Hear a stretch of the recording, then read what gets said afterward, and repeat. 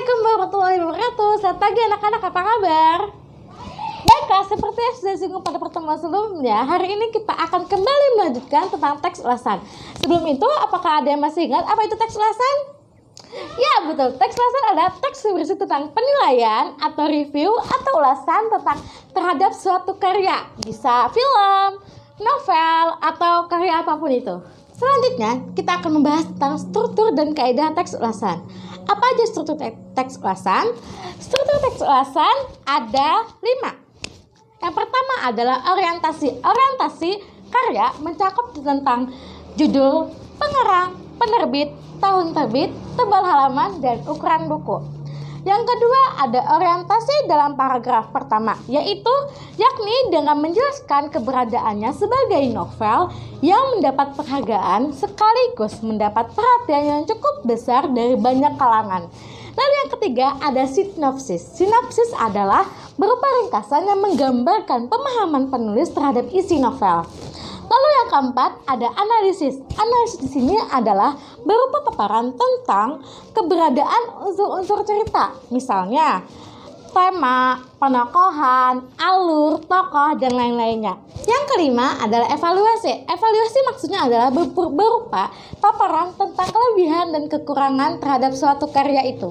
Sekarang kita akan masuk tentang kaidah teks ulasan. Kaidah kebahasaan teks ulasan memiliki karakteristik seperti yang pertama adalah banyak menggunakan konjungsi penerang seperti bahwa, yakni, yaitu. Lalu yang kedua adalah banyak menggunakan konjungsi temporal seperti sejak, semenjak, kemudian, dan akhirnya. Lalu yang ketiga adalah banyak menggunakan konjungsi penyebab seperti karena dan sebab. Lalu yang keempat adalah menggunakan pernyataan-pernyataan yang berupa saran atau rekomendasi pada bagian akhir teks. Hal ini ditandai dengan oleh kata jangan, harus, dan hendaknya. Selanjutnya adalah kita akan menyusun teks ulasan. Menyusun teks ulasan yaitu langkah-langkah penyusunannya adalah yang pertama, mencatat identitas buku atau karya yang akan diulas yang meliputi judul, penulis, nama penerbit, tahun penerbit, termasuk ketebalannya. Lalu yang kedua adalah mencatat hal-hal menarik atau penting dari isi buku itu.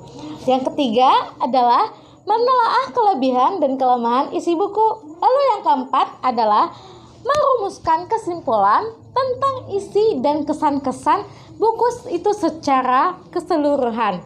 Lalu yang kelima dan yang terakhir ini adalah membuat saran-saran untuk pembaca.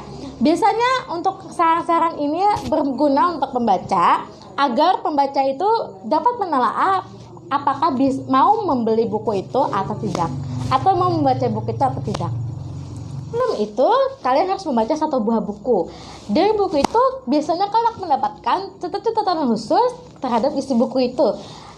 Biasanya penilaian yang secara tidak langsung terhadap isi buku itu. Nah, dari catatan itu bisa kalian jadikan sebagai teks ulasan secara lengkap. Teks ulasan secara lengkap itu bisa kalian lebih diperlengkap lagi atau lebih diperjelas lagi dengan struktur teks ulasan. Nah, yang sudah dipahami sebelumnya, ingat ya. Lalu, jangan lupa menggunakan kaidah kebahasaannya. Kaidah kebahasaan yang sudah kita pelajari sebelumnya itu adalah konjungsi penyebab atau temporal. Lalu yang kedua adalah kata-kata penerang dan pernyataan-pernyataan bernada saran. Jangan lupa ya. Ya, sepertinya pembelajaran kita sudah berakhir.